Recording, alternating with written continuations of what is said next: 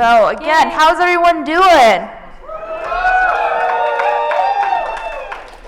Okay, that was pretty good for 9:30 at night. Okay, so this is basically, as the sign says, it's do you want to start a fan project? So it's basically me giving advice to you guys about your own fan projects, your own experience. I have tons of experience running and producing projects successfully. And they're a lot of work and a lot of patience, and I yell at a lot of people to get them done within the span that we do. Do you guys want to introduce yourselves on the left and right? Okay. Hey everybody, my name is Bennett. I'm the assistant head editor. I edit a lot. My name is Jessica Zizzo, also known as Autumn Heart. I am the assistant head artist, and I've been here for like a year. So basically, they're part of my production team, and what they do is edit an artist.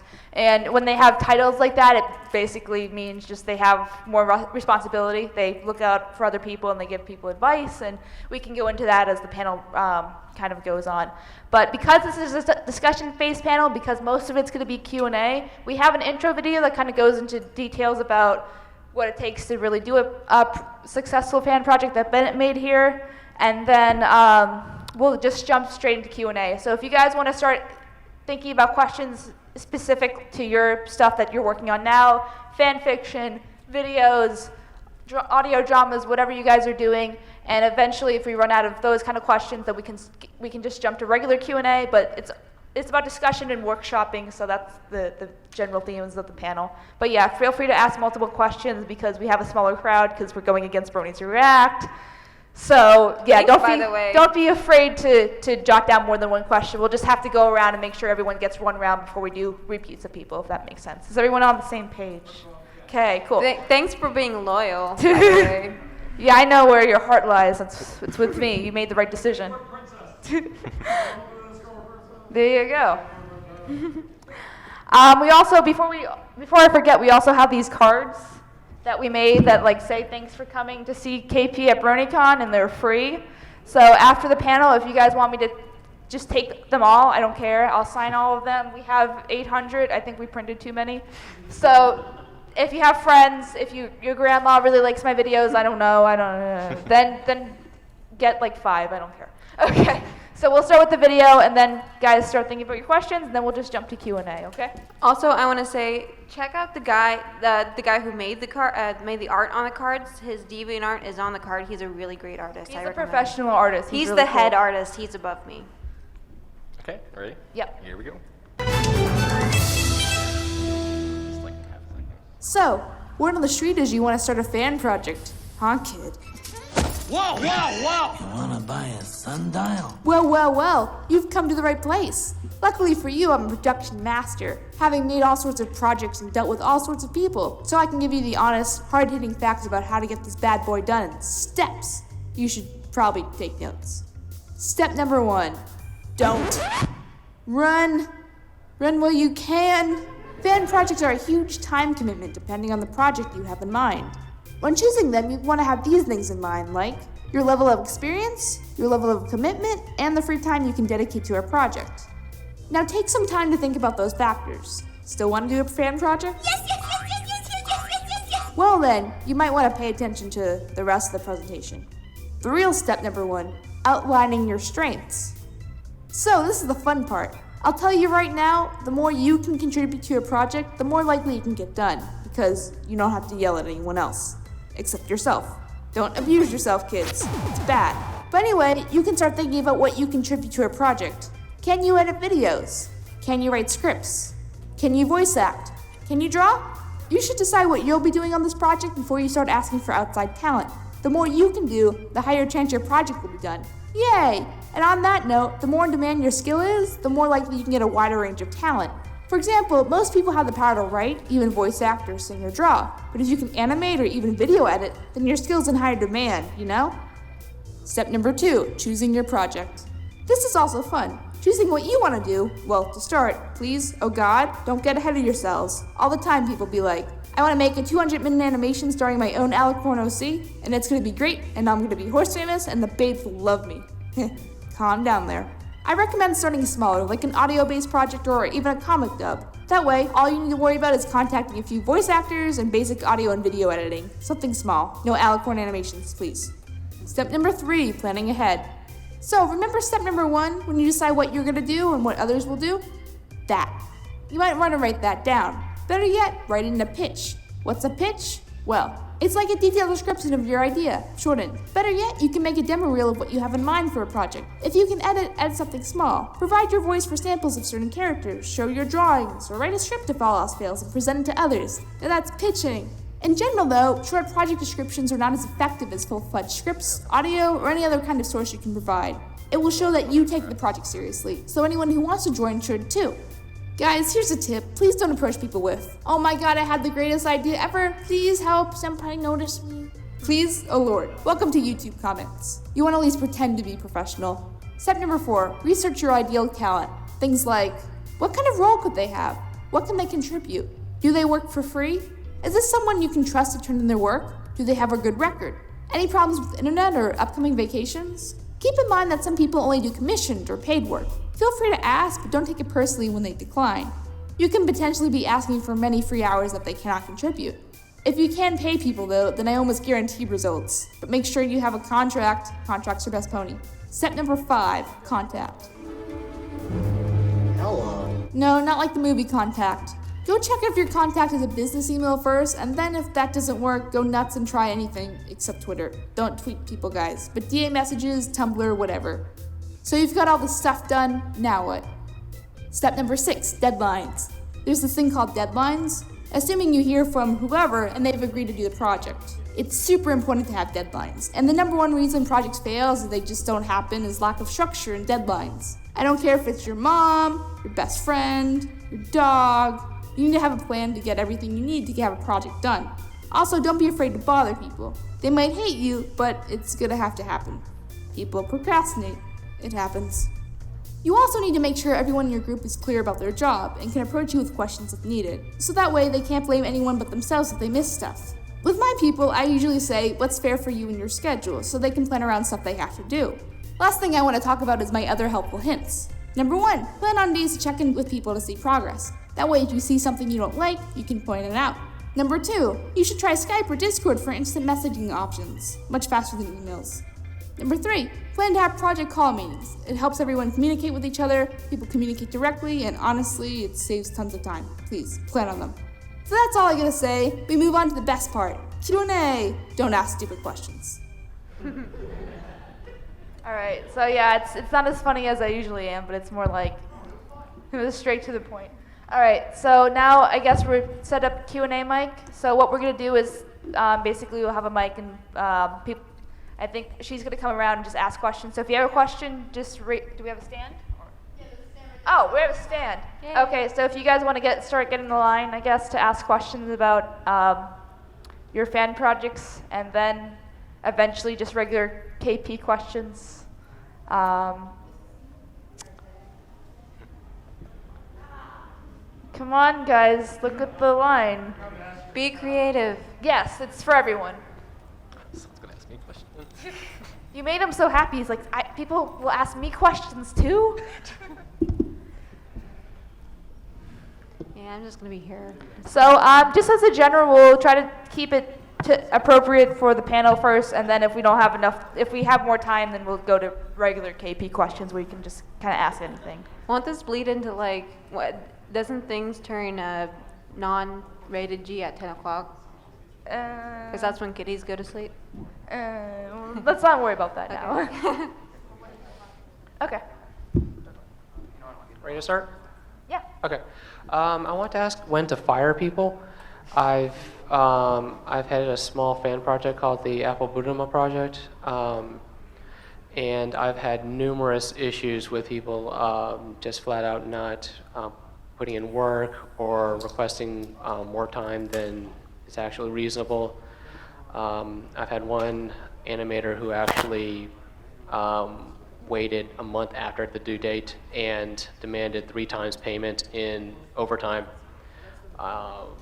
He even got extra help, and I paid for the extra help, and Yeah, I want to know when I should have let him go. That should not be happening at all. What we usually do is we have this code of conduct thing, which it's not a contract, but just official, like, these are what we expect of you from the get-go. If you can't agree to this, then might not be for you. So that way, if you break it, then it's just basically, well, it's like, basically plan your expectations from the get-go. And also, it's, so just asking a fan animator to do something for you, especially if you're paying them, is very risky if you don't do that first. So just say, hey, I want to have a contract. And then you agree on an established deadline. If they choose the deadline, you can kind of feel out what's reasonable for, how complicated is your animation? It was actually a set of 3 animations. He was working on one leg of the project, and it got kind of messy, and I had to hire a lawyer. But overall, we just decided to let him go with what he got. But none of his assets are going to be used.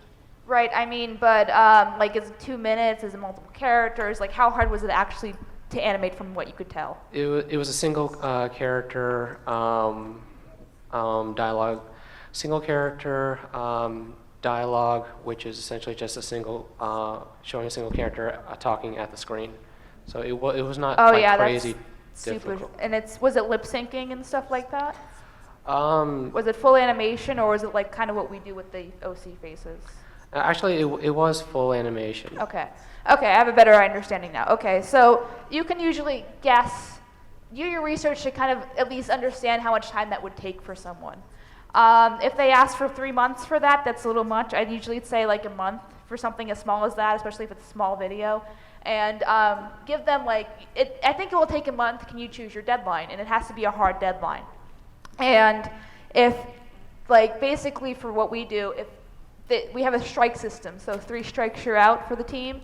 And we're reasonable as long as you guys as long as people tell us things in advance, as long as people communicate with us, we're more reasonable. But if they're just not turning in work, then they're just not turning in work.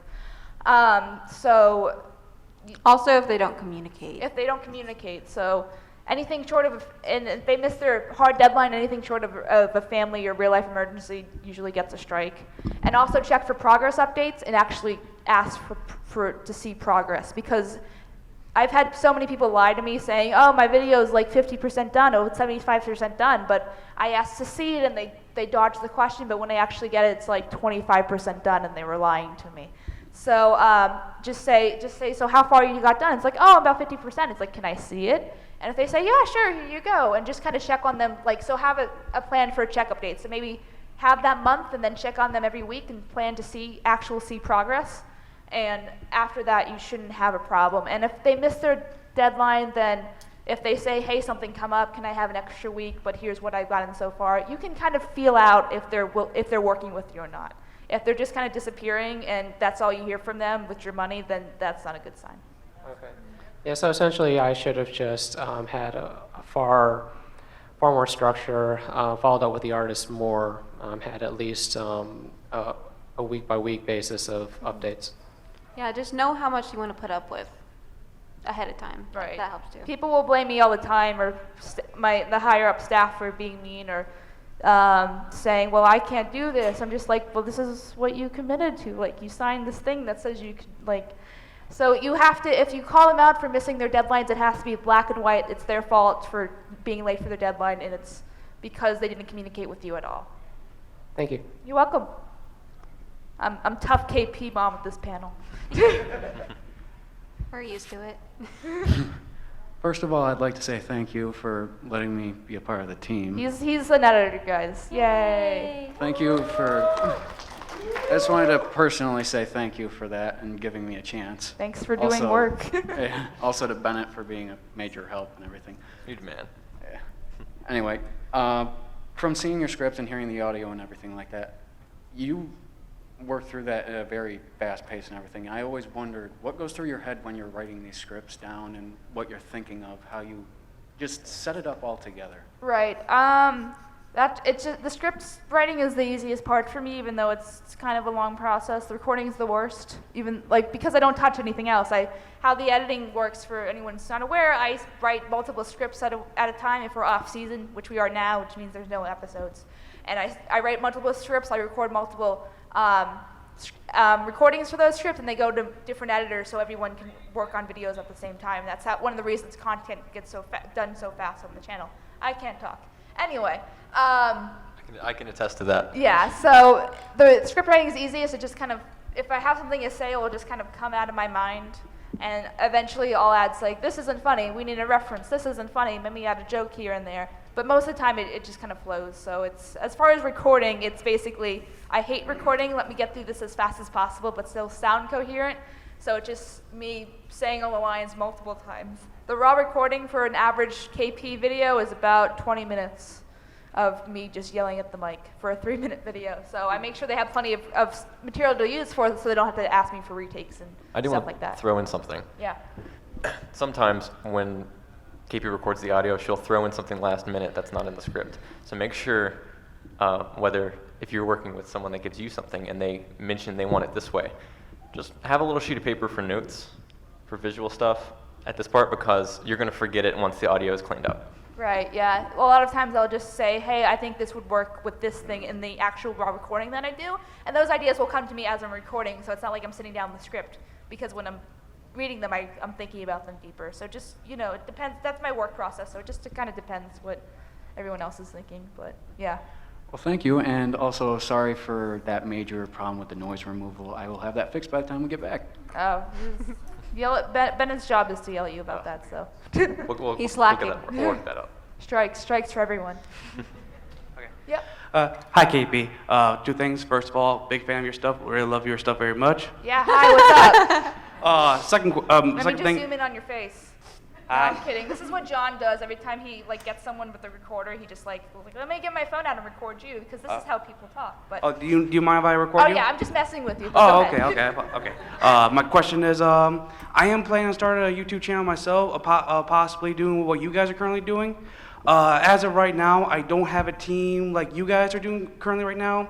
And I was wondering, do you guys recommend any good type of YouTube editing programs for starting out channels, for if you're starting out doing what you guys are currently doing? Okay, two things before they jump in. Adobe Suite is your friend. All the editors use Adobe products except maybe one. Okay. But After Effects, if you can learn it, which is hard, but you'll be fine with Sony, not Sony Vegas, but Premiere if you're just doing basic stuff. Number two, learn as much as you can yourself. Okay. And learn and start your own channel that way, because no one's gonna want to work for you, especially for free, just if you have 30 subscribers. Right. The reason I have a production team is because I'm not a big name, but because I realized early on that I could get out more content and I can go as fast as I could if I had more help. And I had still about 6,000 subscribers before I started asking for help. Okay. So. Also, she said about the Adobe Suite, like as an artist, I will use, you want to know both Photoshop and Illustrator. Those are really good. Photoshop and Illustrate? Yeah. Okay. Photoshop is really good if you want to get the more detailed stuff, and Illustrator if you just want a nice background, like nice and simple. Like I always do my backgrounds in Illustrator. Okay. Because it integrates well into Flash. Also about getting your own presence on YouTube, you can also say like joining a fan project. Like if you want to start by joining a fan project, that's what I've done. Okay. I'm with them and another group, and with that I've gotten much more experience, and so with that experience I'm making my own. Okay. So you can either, so if you join someone first and get the experience, that's really good to get yourself going. Okay. But make sure you have the time to commit to who Right. you went to. Okay. I'll throw in my 2 cents. Okay, the Adobe Suite is an amazing tool if, Don't pirate it. if you know how to work it, but before you drop a lot of money or get it through other methods, Please don't pirate. make sure you're familiar with editing, or you have an editor Okay. willing to do that. I mean, you can start out with something simple if you're just doing OC faces with like Movie Maker if you have to, and then step up. So don't dive in and empty your wallet on something that you have no Right. idea how to use. Okay. So start out with what was again? If you have a Windows PC, you could just start with Movie Maker, Movie Maker? but you want to move on at some Okay. point once you're confident in your editing abilities. Okay. Just kind of get a feel for, just start out small and see how much time you want to commit to everything before you go bigger and buy the products that. Oh, you also, use. if you have those programs at school, that's how I learned how to use Photoshop and Illustrator and Premiere. It's like buying the most expensive golf club you can before realizing you hate golf. Yeah. Okay. All right. Thank you very much. You're welcome. This is more for your staff. Okay. Generally, you work on projects for free to gain experience and a portfolio. How many hours do you dedicate towards that a week working on these projects before you feel that your portfolio rates where you should start being paid to do what you do? I wanted this question. Choose your words carefully. Okay. I wanted this question. Thank you for asking. Sometimes I keep a log, and for a while I was logging 60 hours a week, which is like more than a full-time job. But that's when I had plenty of free time. So That's between other things too. It's not just for me. that's more of a where you have to see it per situation. But I'll put it this way. I've been editing for about 6 years, on and off for churches and for groups, and I made a little here and there. But in the past 9 months, I've learned more than all 6 years. So it really pays off, not at first, but working on a team like this forces, at least from an editor, forced me as an editor into situations where I usually wouldn't go. And like for example, with After Effects, working with like the graph tool or something. Before I joined the team, I very occasionally used it. I had a rough understanding of it, and now I use it extensively in every video. So the point of working on a team is that it forces you into a foreign environment, and also you have people who know more than you willing to lend you a hand. I hope that answered the question. Also, on my end, I'm an artist, so I don't have to work as intensively as the editors. I think the editors have it the most. It's not 60 hours a week every week. Just want to put that out there. But for artists, it's more on the case basis. Like when I first joined with Oh yeah, that's previews. So yeah. with Despective, when I first joined for that, I got just this huge workload that I was never used to before, and let me just say, I had just learned how to vector for another group that I was in, and so I wasn't very good at it, and they kept sending it back to me, the head artist.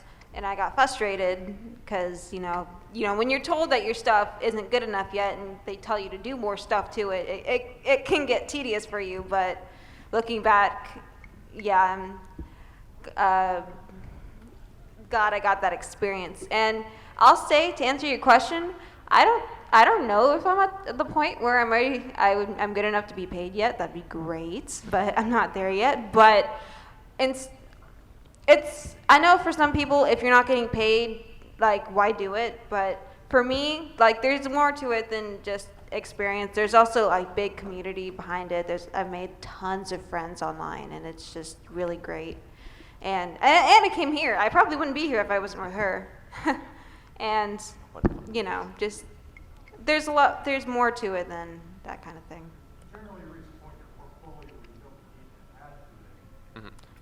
I don't think you'll ever reach that point.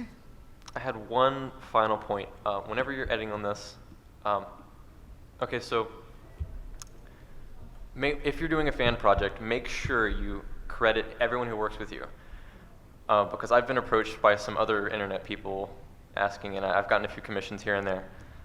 So make sure you credit your people, and also if you're doing the editing and the tech stuff, after so many months, your efficiency goes way up, and that frees up a lot of resources for other stuff. So before I joined the team, I guess a typical 10-minute video would take me 100 hours or 50 hours, depending on how intense it was. And now I can crank something out in 20 or 30. All right, I'm done talking. Thank you for being patient, by the way. Next person. What's the best project to do for a starting YouTube channel? I'd say if you want to start even smaller than YouTube, I'd say start writing. So fan fiction is a good if you can draw, maybe comics. But again, just kind of feel out, and then you can just get critique from that and kind of build from there. So you can just have your bases covered before you start writing scripts and doing YouTube and stuff like that. So that's the easiest thing. Yeah. Again, joining something first helps too. Yeah. If you have that experience. A lot of times, you have to, a lot of times they want somebody who's over 13 or over 16, so that means you may have to wait if you're too young. But that's no excuse to not just doodle or write on your own, you know. Yeah, working with other teams really helps. You got to get that Brony street cred. You know what I'm saying? Thank you. I'm on the other side of the. Yeah, this is why Fluttershy is my favorite. I'm on the other side of the glass. Pretty much, I want to be a part of a project. Like, what areas should I go to find? What do you feel like you're experienced in? Source filmmaker.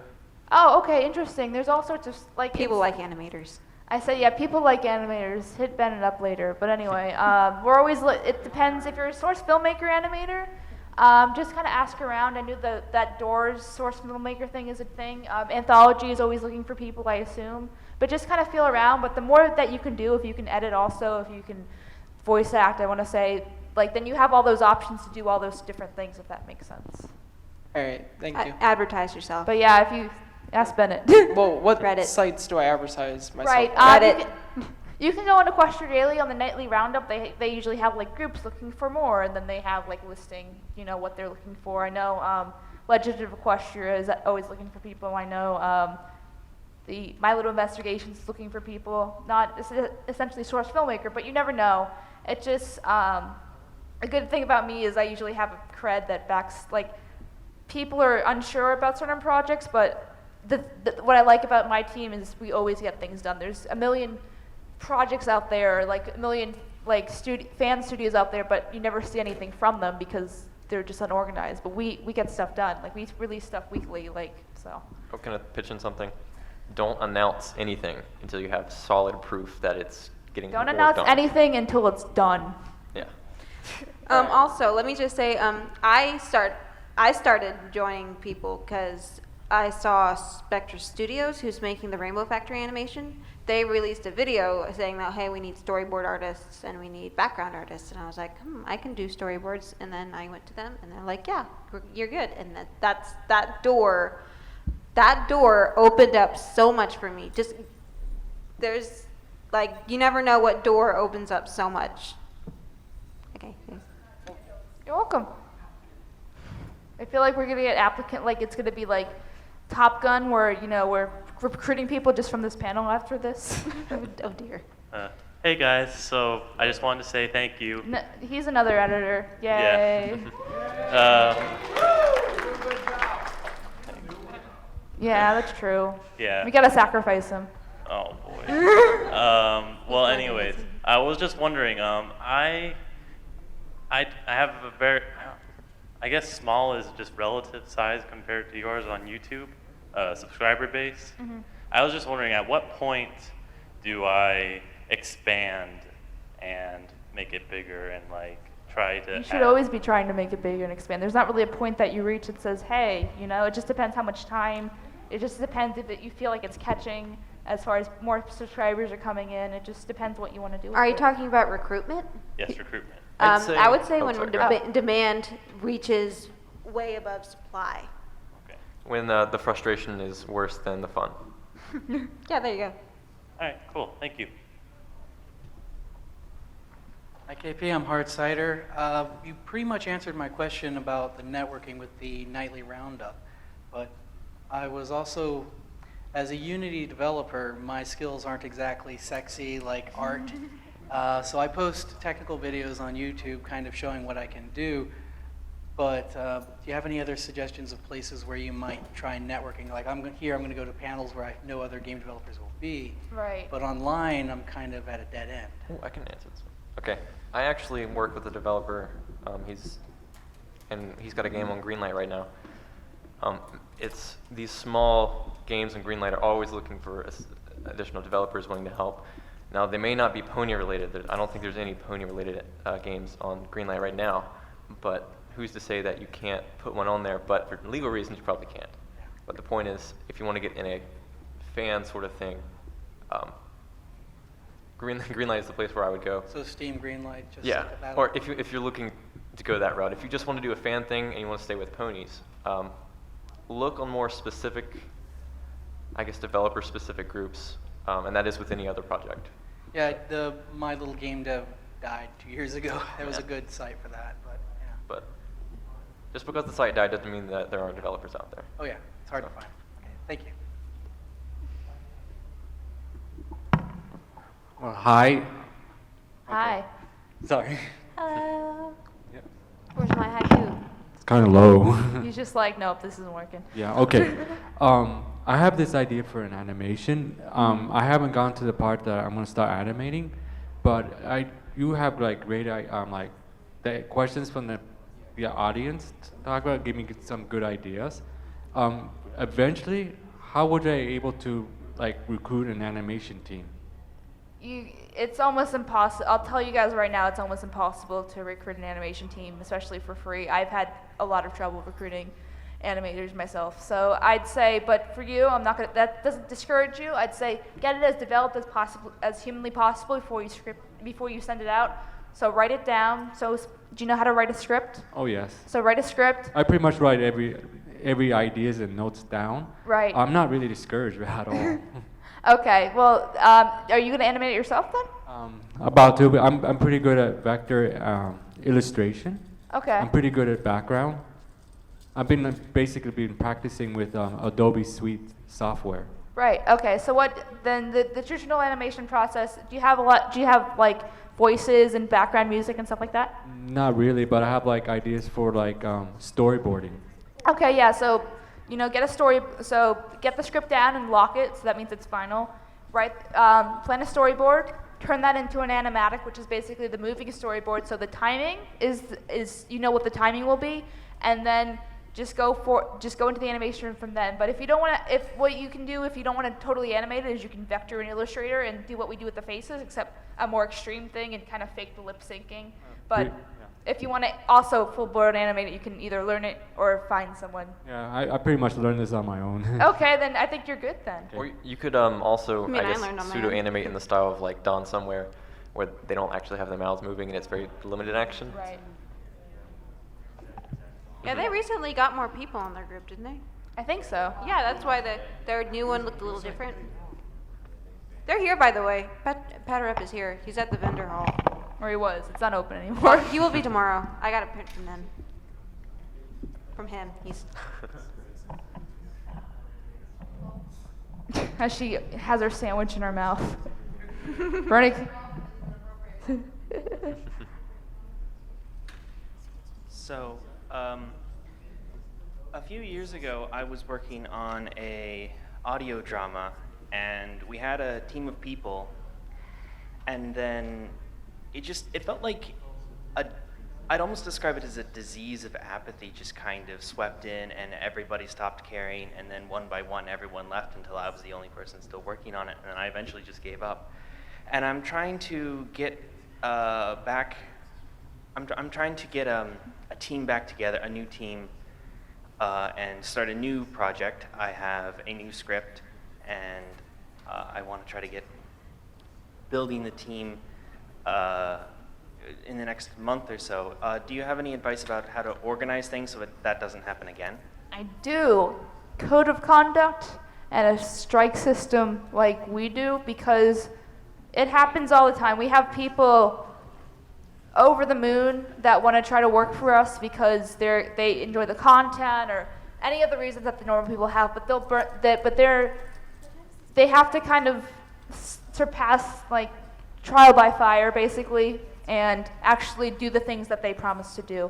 Another thing so we have an auditions process where they submit their portfolio, we like it, we interview them, and then they also have a finalist task, whether that be artist or whatever, to actually see if they can submit whatever they're doing in a deadline in a timely fashion.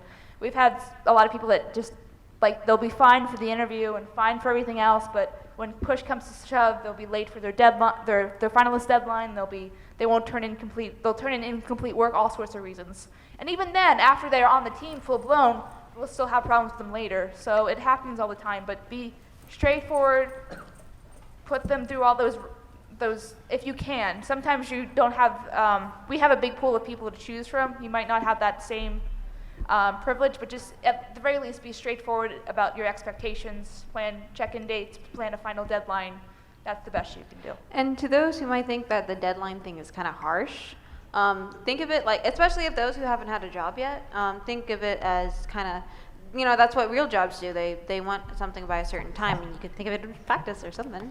Yeah, if we didn't, honestly, the only reason we have deadlines, if we said, oh, can you get this thing done? It's like, sure. And it's like, so how's that thing? Oh, I don't know. It's coming. And, it would just not get done period.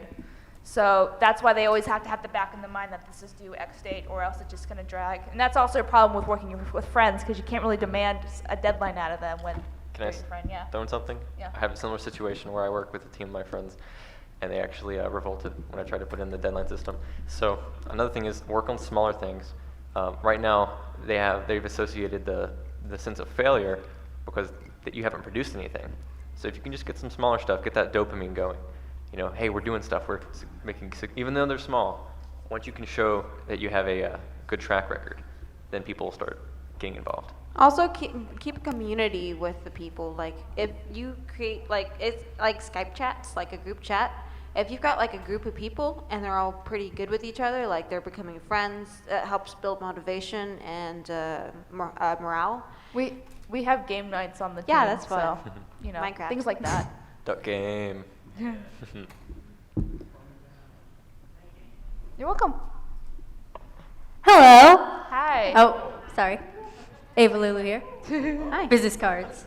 Cool. Oh, smart. Okay. We had cards. Okay. So I just had a question. If you're gonna start out with a smaller fan project and stuff with some friends, what do you think would be a good amount of people to have on your team? What do you have in mind for your small fan project? Like, how big is it? How long is it? How complex? Well, it's not really something I'm exactly pursuing. It's just my uncle, who's around my age, my grandma had him when she was older. But long story. Don't worry about it. Okay. Okay. So he had an idea, and he and some of his friends are okay at animating and stuff. So they wanted to do kind of that kind of a thing. It's a bit kind of big for something that's first starting out, but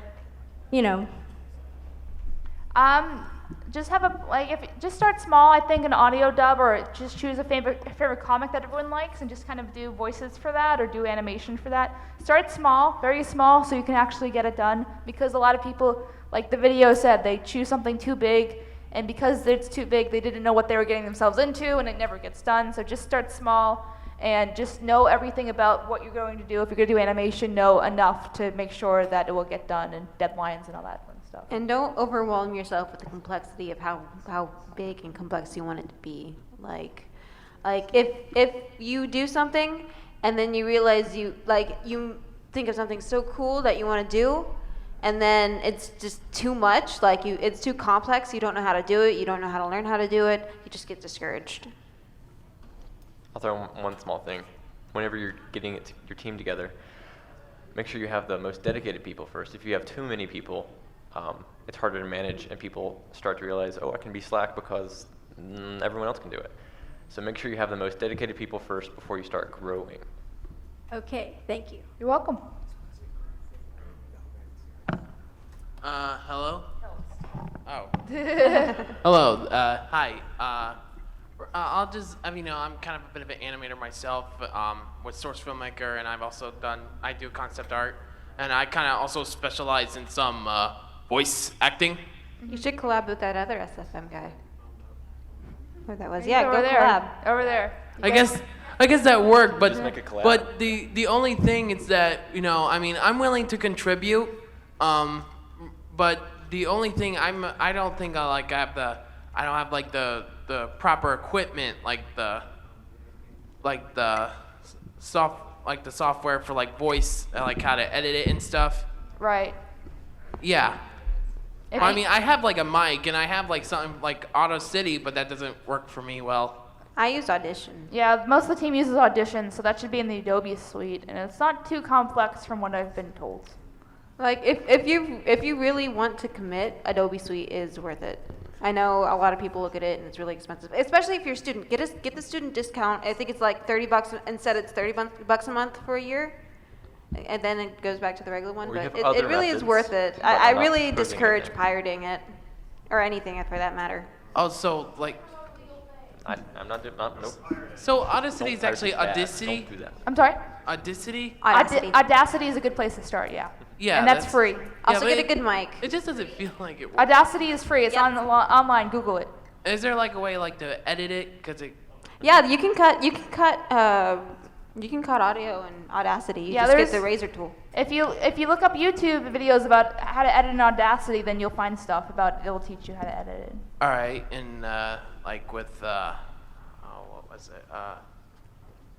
And actually, I think that pretty answers it. Okay, thank you. Thank you. Hello? Hi. Hi. It's like, come on, Bronies, you have one job. It's to keep the mic in the stand. But I have You didn't give me my. Just yell really loudly. What's a mic? Who cares, right?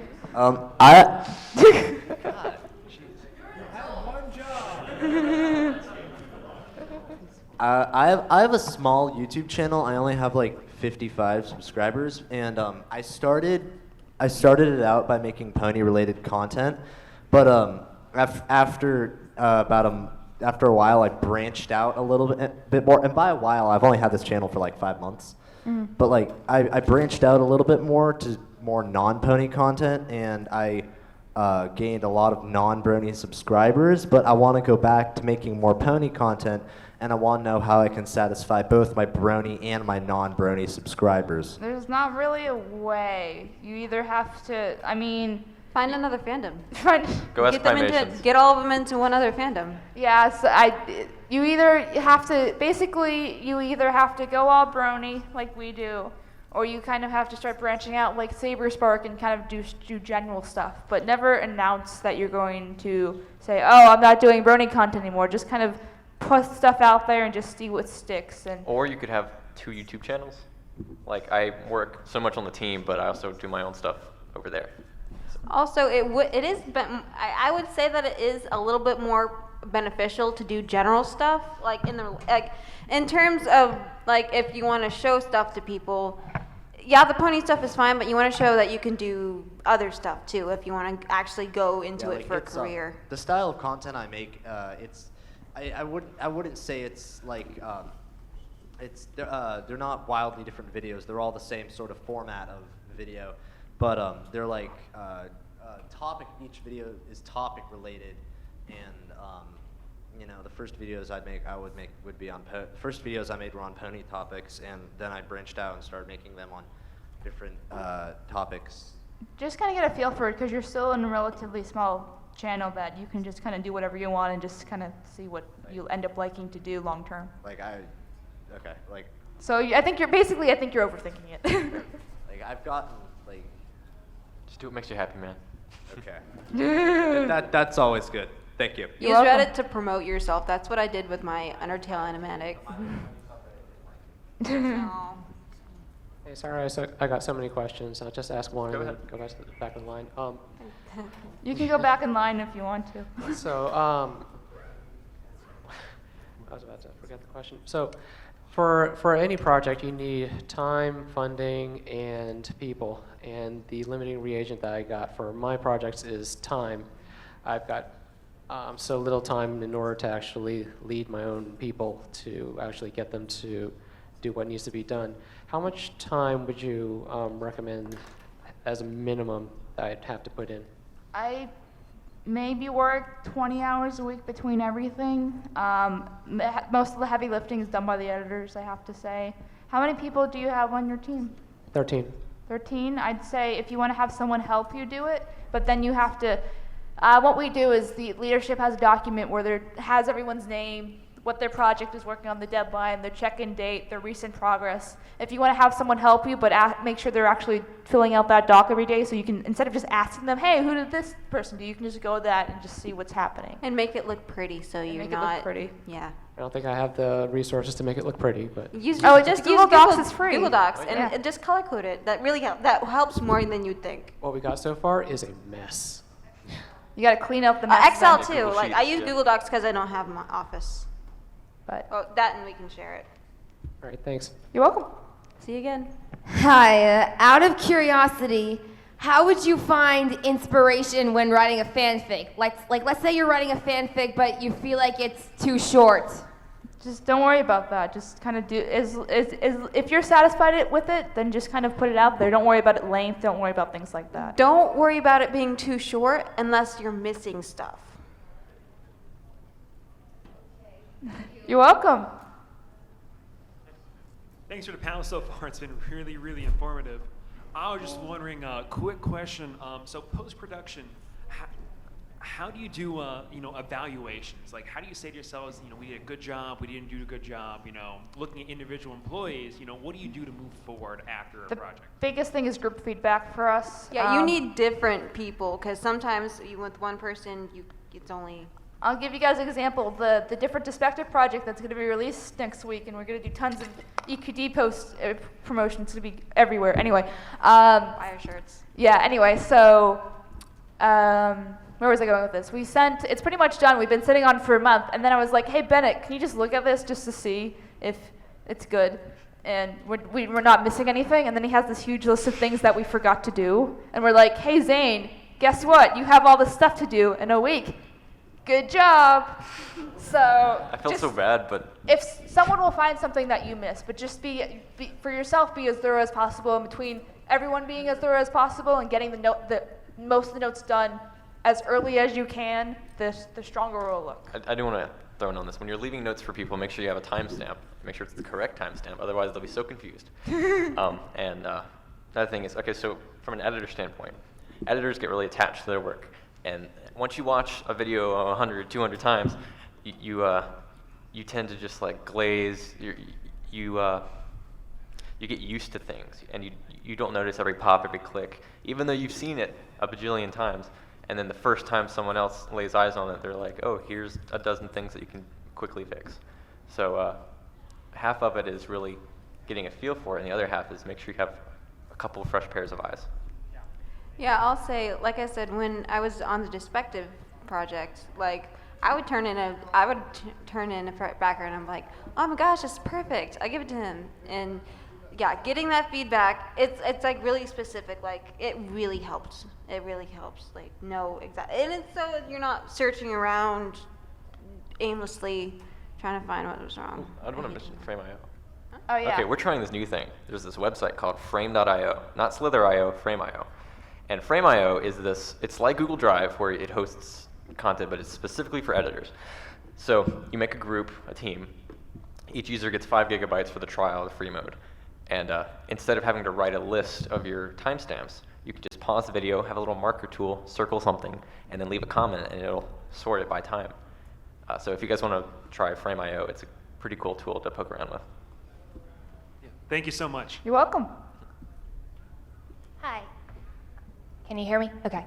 I'm starting an audio drama, but it has OCs and I am not an artist. Now, I have designed them and I have rough sketches, and I could, in detail with words, say exactly what I want, but where would I go or who would I talk to if I need character artists? Right. You're gonna you're gonna just have to make a pitch, like the thing said. So you're gonna have to make a pitch and say, hey, don't give them too much.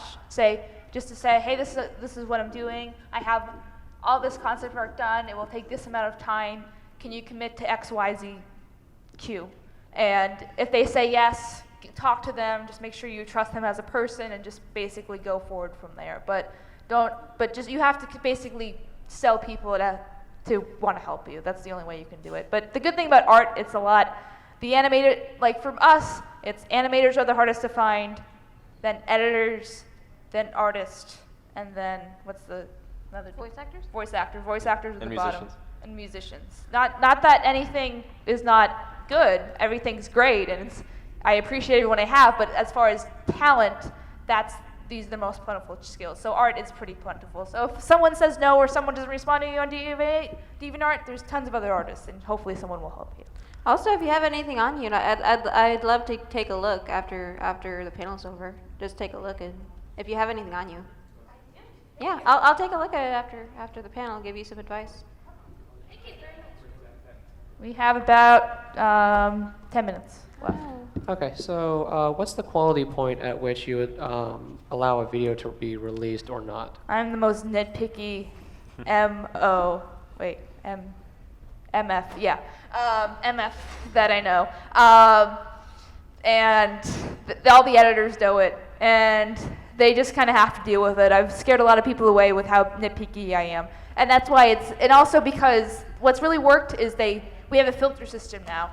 So instead of me seeing a video straight off the editing thing and I'm finding all these obvious mistakes, and I'm just like, I don't have time for this, it goes through Bennett and then the other editor, Zane, so they can find the obvious stuff. So I focus on the stylistic stuff, and that's been helping a lot.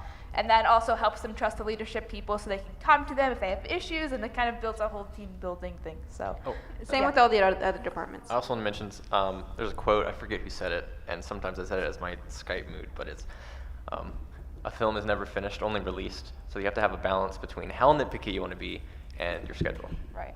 Nothing, there'll always be something that you can do better, but it's just a matter of finding what's realistic to fix. That's why it's important to always start new things. Okay, thanks.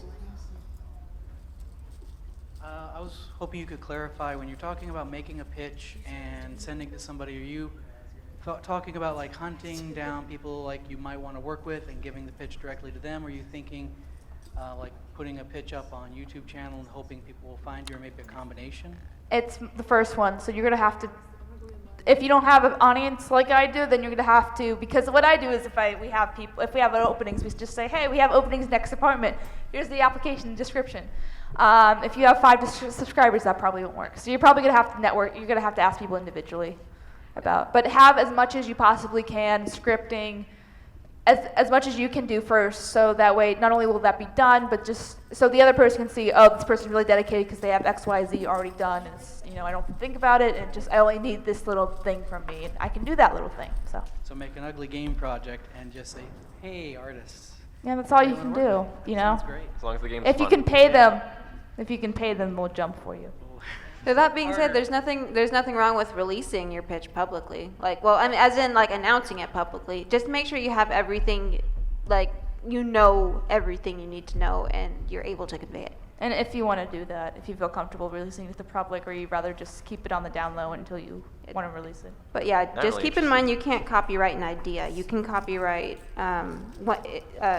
if you create stuff with it. It's copyrighted, but if you just give out your idea, it's not. So just be careful. Evening. Hi. Setting up a project, kind of already know who I need in my project and what flow it is, but I wanted to know how you guys, how your structure goes from you, KP, watching the episode, and then all of a sudden we have a lovely YouTube video on your channel. How does it get from you and your team watching the episode to actually having your content on YouTube? How does it go? How the weekly video works is for when we're on season, or when we have an episode airs on Saturday. I watch it. Usually I've been working.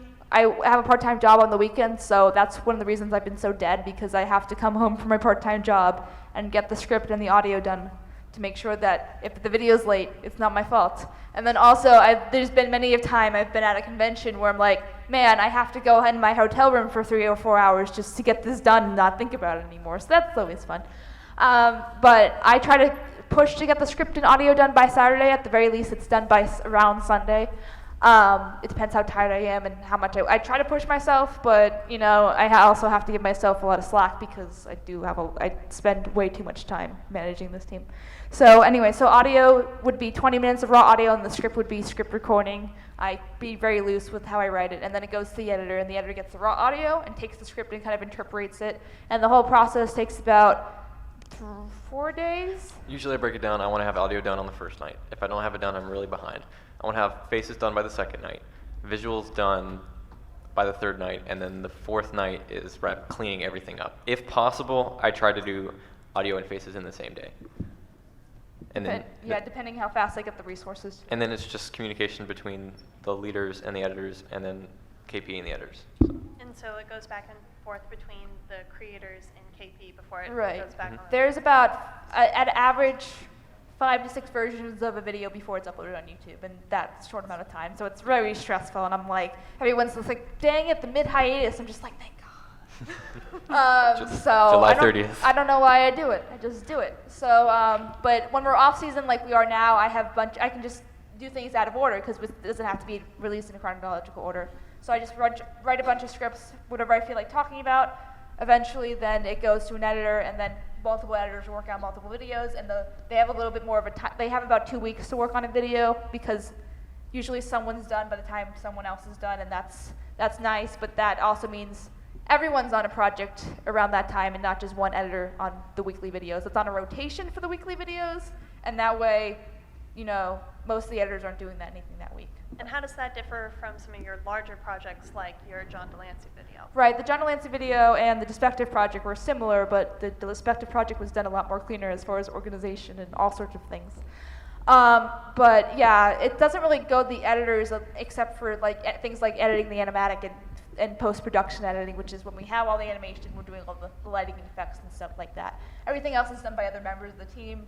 And then we just do, calls to make sure we basically collecting all the files so the editor can kind of put it together. Okay.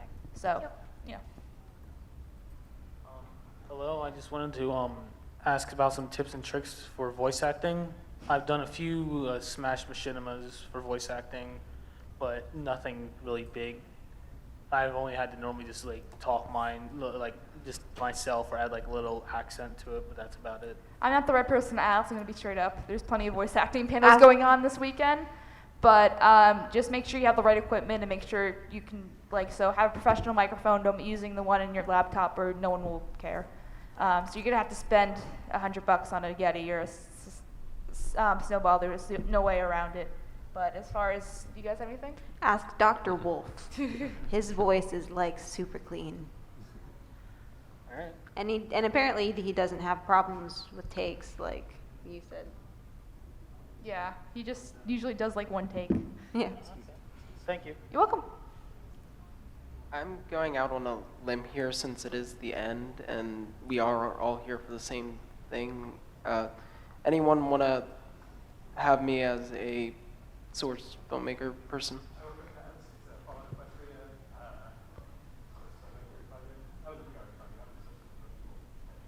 Okay, thanks. Or you can work for us, but we don't have any source filmmaker projects, so maybe come to us in 6 months when we might have some. So. Like I said, I was going out on the limb. Thank you for letting me ask. Hey, take my advice.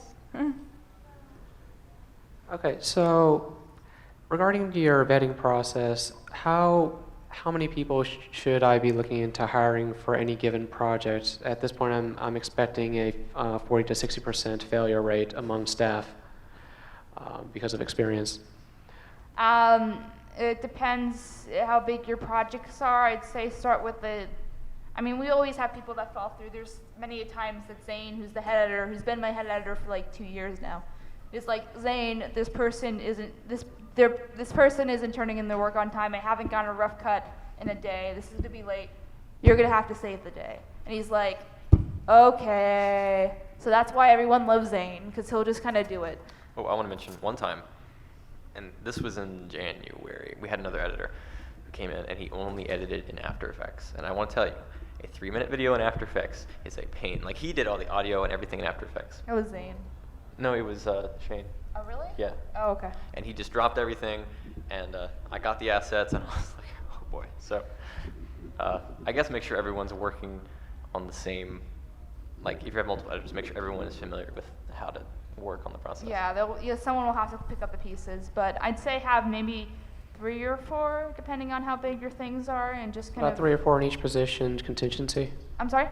3 or 4 people in each position as a contingency? Well, I'd say you're doing animation, right? Yeah, we got that going on, as well as some audio episodes. If you're just doing audio episodes, you can just kind of feel it out, and if you go through the audition process that I already explained, just give them all each an episode and just kind of feel it out from there. And just if people are going to flake, and I don't think all of them will flake, but if 2 of them flake, then you have the other 2 to help you. And especially if you're paying them and you have contracts set up, then I think you'll have a lot better success rate. Loyalty and honesty would be the best attributes of any person, especially if you're not paying them. Yeah, I wish that I could just trust people, but going to Upwork.com, looking at $800 contracts, hiring 5 of them. Hey, sometimes not all of them are good. Yeah, you're gonna just trial by fire, make them go through application, make them go through interview, make them go through the finalist test, which will probably prove to you what they can do in a short amount of time, and then go from there. Okay, I think that's it. I right? have one question go from for somebody it. who's actually working. I can't help but see no one has asked in haiku, how do you feel now? Is that from you? No, she gave me a haiku. Oh, from him? Can I say the haiku real quick? Oh, okay. Yeah. I was Okay, gonna haiku. drinking Pepsi at a panel, drinking Pepsi, that's 4, okay, at a panel at nighttime, what should I ask? You're almost there. It's a great effort though, love it. I enjoyed it. It's poetry. Hey, welcome to Haiku Night. All right, so I guess that's the end of the panel for now. So if you'd like autographs and pictures and whatnot, follow me outside because we have to evacuate the room. But just give us like a few seconds to unset up the computer and stuff, and please take like 10 prints. We need to get rid of them. Unset up.